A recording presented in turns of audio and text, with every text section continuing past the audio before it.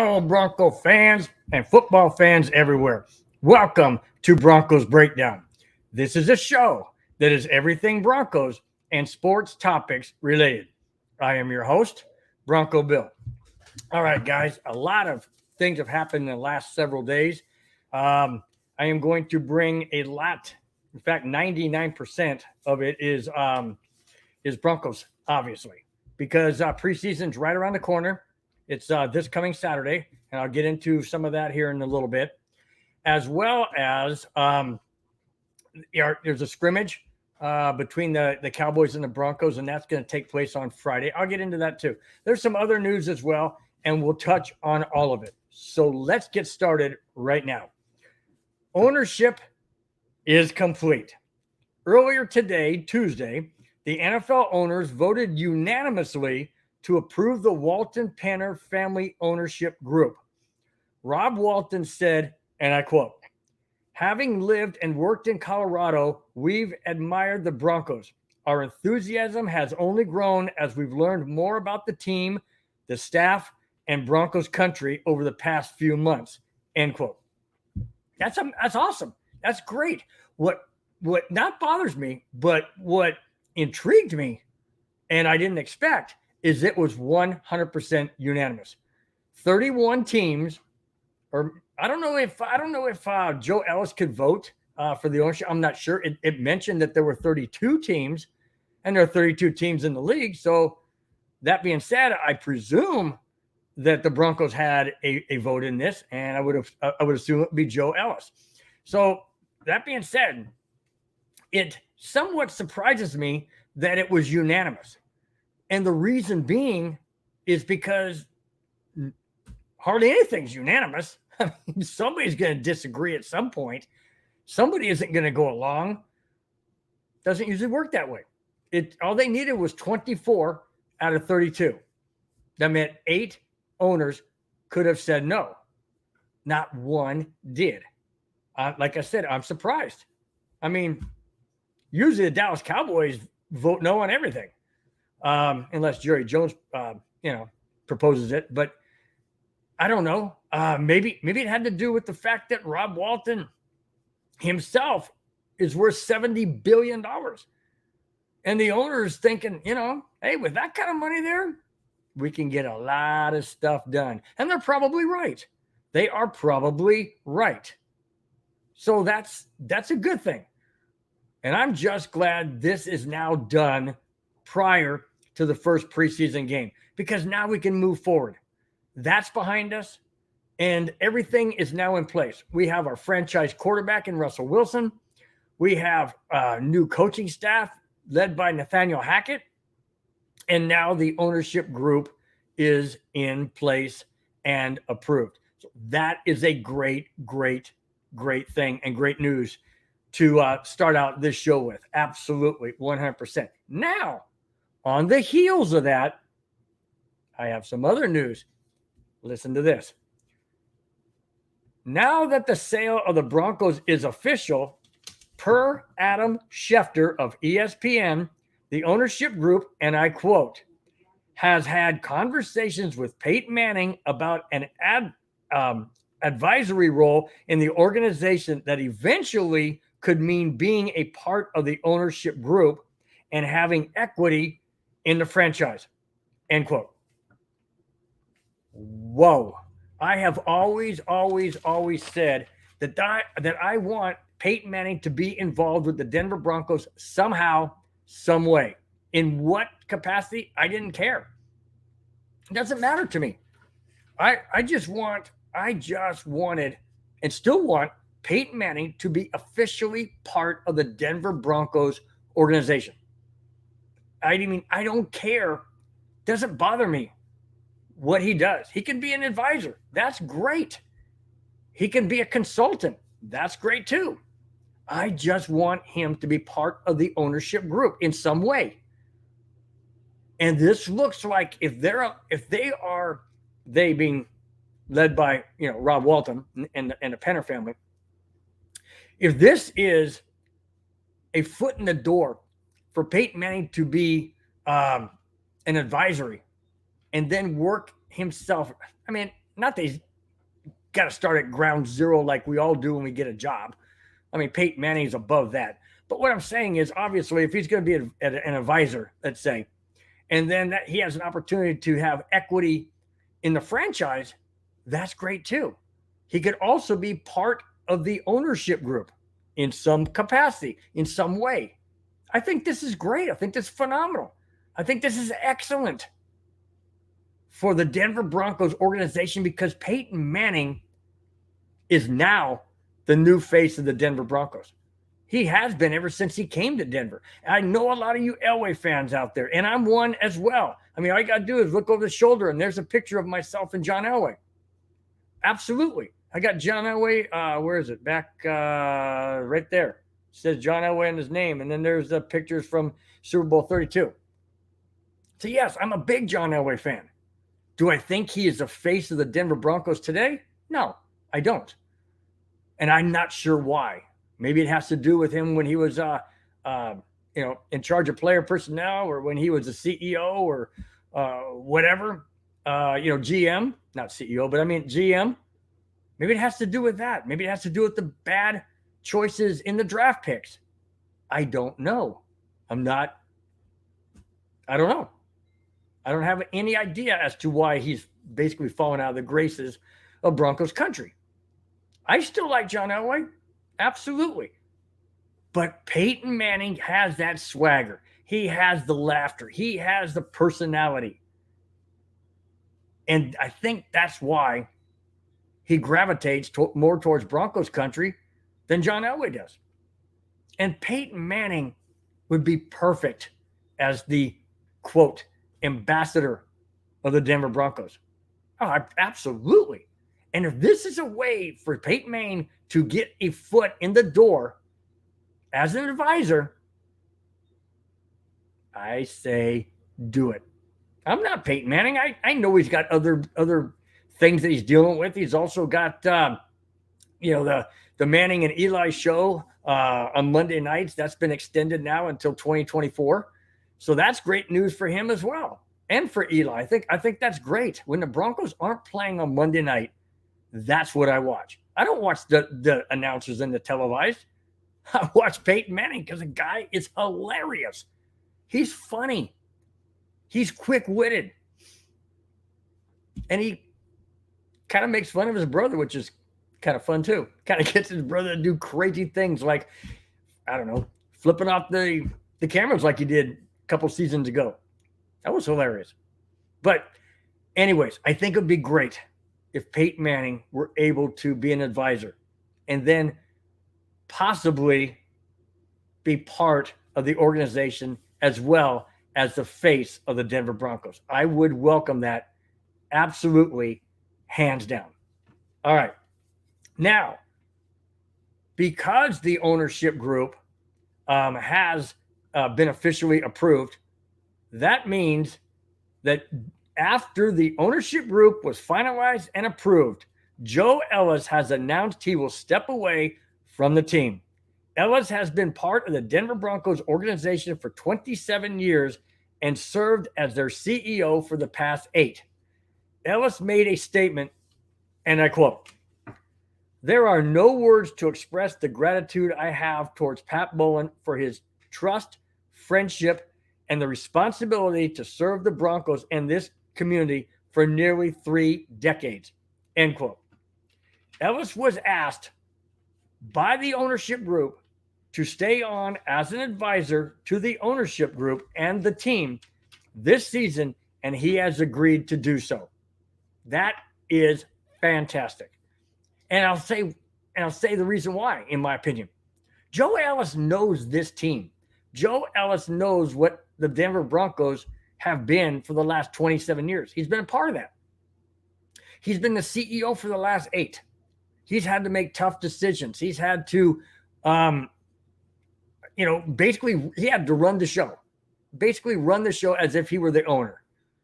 And he knows what it takes. And when you have a new ownership group coming in, a Rob Walton, yes, he knows how to run Walmart, obviously. But it's different from a brick and mortar building across the nation. than it is for a football franchise. I don't know the differences. I'm not into that type of work. I wasn't ever into that type of work other than when I started out when I was working at age 16, I worked at a store called Alpha Beta. And that's about as far as I got when it came to grocery stores or, retail stores. In any case, owning a franchise, especially a Denver Broncos franchise, which is so well run by the Pat Bowlen family and Pat Bowlen himself, Joe Ellis wants that to continue. And I thought it was very, very smart and very intelligent of Rob Walton or whoever came up with the idea to keep Joe Ellis on as an advisor to the ownership group. That's brilliant. Absolutely brilliant. They don't want to go in here cold turkey, cold feet, jumping right into the right into the sharks per se. I mean, you got some other owners out there with other teams that are can be pretty ruthless. You got Robert Kraft in New England. You have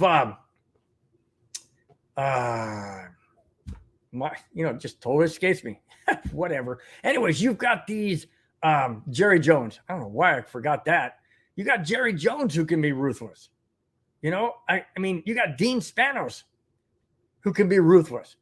So there are sharks per se out there that would love to just, I don't know if I want to say pounce on a new owner, but when there's a will, there's a way, or if there's an opportunity, so to speak, or whatever, they could interfere somehow. I don't know how. I'm not saying they would, but just having a Joe Ellis on board for this upcoming season so that the Walton Penner family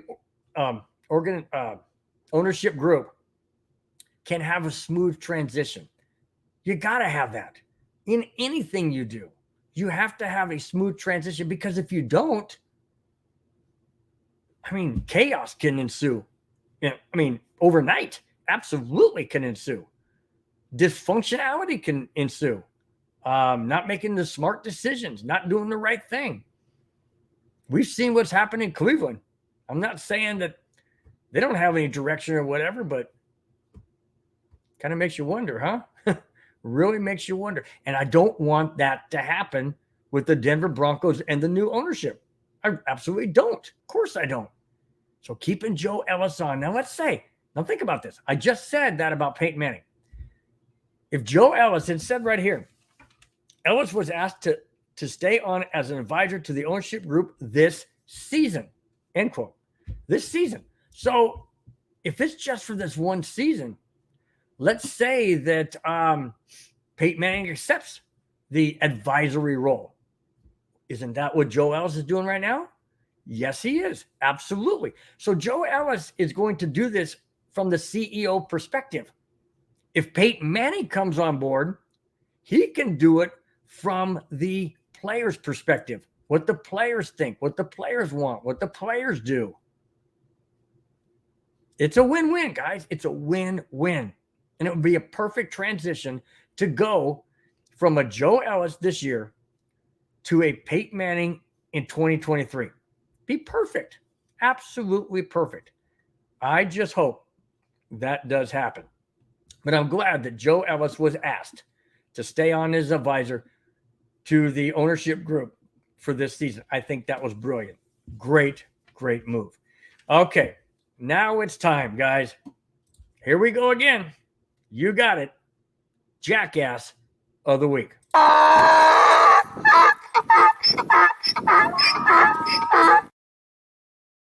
Okay. Before I get into the actual person who is the jackass of the week, I'm just going to preface it by saying this. When the NFL commissioners and the owners and whatever, and they voted on moving the Oakland Raiders to Las Vegas and become the Las Vegas Raiders, I thought to myself, is this a good thing? And of course, you got the gambling casinos right there, and you have all the bells and whistles and the lights and the, everybody wants to go to Vegas because that's the hot spot to go to and all of this and that. when it was approved, the stadium was built. They had the Super Bowl, or not Super Bowl. They had the Pro Bowl there. The Raiders are in town. They've had their first season. They went to the playoffs as the Las Vegas Raiders. Even though they lost the first round, they still went. Things don't really go well in Vegas. They really don't. And it doesn't matter what day or hour it happens because they're open 24/7. Could happen at midnight, 2, 3, 4 in the morning. Could happen at 2, 3, 4 in the afternoon. This one did not happen in those hours. And here it is. Former Seattle Seahawks, Oakland Raiders, and Buffalo Bills running back Marshawn Lynch was arrested Tuesday morning around, ready for this?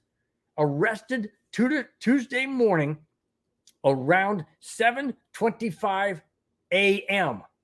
7:25 in the morning for allegedly driving under the influence near the Las Vegas Strip.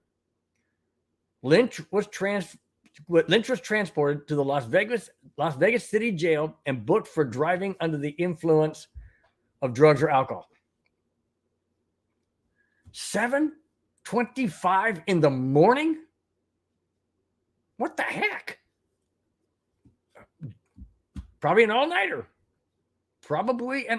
And the Oakland Raiders, bad choice. The Las Vegas Raiders play this Saturday at home in their second preseason. Remember, they played in the Hall of Fame game against Jacksonville. So this is their second preseason. It's the first one at home in Vegas for the 22 season. Well, 22 preseason, I should say. Marshawn Lynch, a former Raiders running back after Seattle. Maybe he came to Vegas this Tuesday. Maybe he came to Vegas and wanted to hang out and party with his buddies and then go to the game and be on the sidelines or whatever. I don't know. 7:25 in the morning? Really? So why are you driving? Why don't you call an Uber? Why don't you call a taxi? Why don't you get a limo? Did you start at 4 in the morning? Or did you just continue from like 8 o'clock the night before? And if you did get some sleep, obviously it wasn't enough. Because you're pulled over for DUI at 7:25 in the morning on Tuesday when most people are going to work. Well, some people are going to work. You're going to jail. And that's where you are. Marshawn, I don't know. I keep saying this all the time. Don't these guys ever learn? Don't they realize that they have the resources and the finances to, get somebody to drive them wherever they want to go? Do they feel that that's beneath them? Possibly. Possibly they feel that's beneath them. Well, I'll tell you what's beneath you, Marshawn. A jail cell. That's what's beneath you. Because you are this week's Jackass of the Week.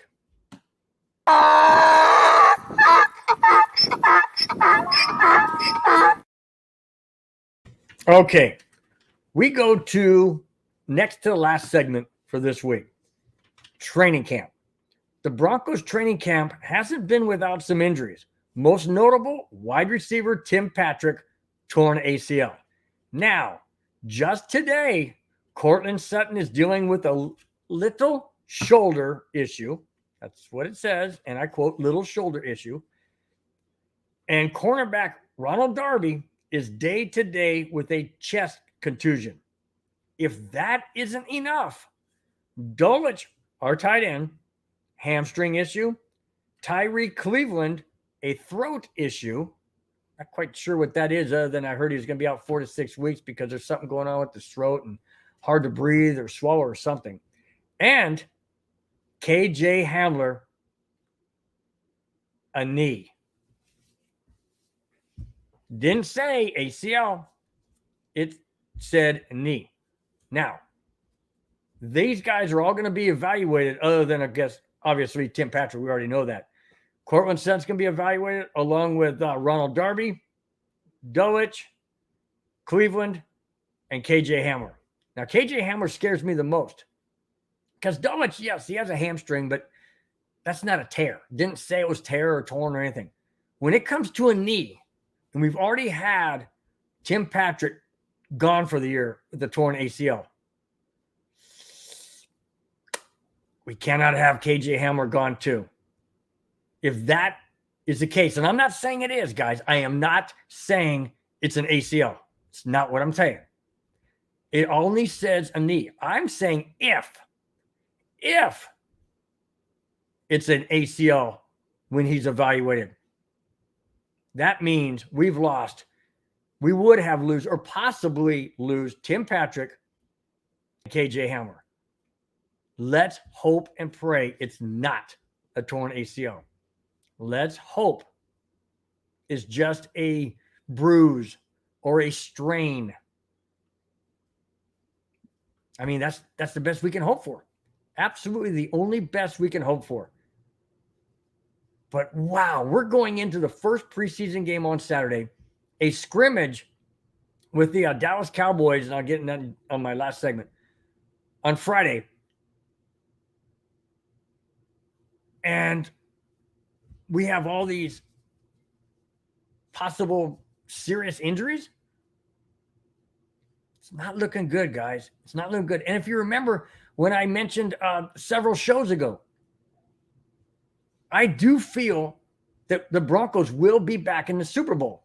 But I've been asked by many people, now that you have Russell Wilson, you guys go in the Super Bowl? My answer has always been, nope, not this year. And that was before Tim Patrick got injured and out for the season. That's before all these other injuries. Reason why I based it on the fact that, in my opinion, we're not going this year is because it's a new quarterback, new playbook, new system, new city, new coaching staff, new quarterback coach, new ownership group. The whole doggone thing is new. It's going to take some time to get used to the players. Yes, Russell Wilson's been working very actively with the receivers. Absolutely. As well as the center, Cushenberry, and the offensive line. Absolutely. But that's only practice. That's not the real season. That's why I say it's not going to happen this year. Didn't happen with Peyton Manning his first year. And we had Gary Kubiak. Well, not then, but we had John Fox. And, you know, he knew football. Peyton Manning knew football. But it was all new. It doesn't usually happen the first year. It's very, very rare. That's why I say I don't believe we're going to the Super Bowl this year. Do I think it'll happen? Like I said before, absolutely it will happen. Just not this year. And evidenced here by these injuries or possible injuries that could be lingering, and some of them are day-to-day. You know? Goes back to what I said. Not happening this year. Okay, let's wrap this up with the last segment of this show. And I mentioned some of it just a moment ago. First preseason game, Saturday, August 13th at 6 p.m. Mountain Time. That's Denver time. It will be the first preseason game for the Denver Broncos in 2022. They will host the Dallas Cowboys. Now, Dallas will also scrimmage Denver Friday before the game on Saturday. That's what I was saying. So the scrimmage, obviously you scrimmage against the team you're going to play in preseason. That's been happening here the last several seasons. And it's a good idea. You kind of get familiarized with the team that you're playing against. You kind of go up against different people than your own players, because during training camp, the only players you got to go against is your own team. Offense goes against defense, obviously. Special teams goes against special teams, obviously. Now, that being said, to have a scrimmage with the Dallas Cowboys before the game is very helpful, very meaningful. How much will the regulars play? You know, are we going to see a Russell Wilson in game one? Now this is after this is actually the game on Saturday.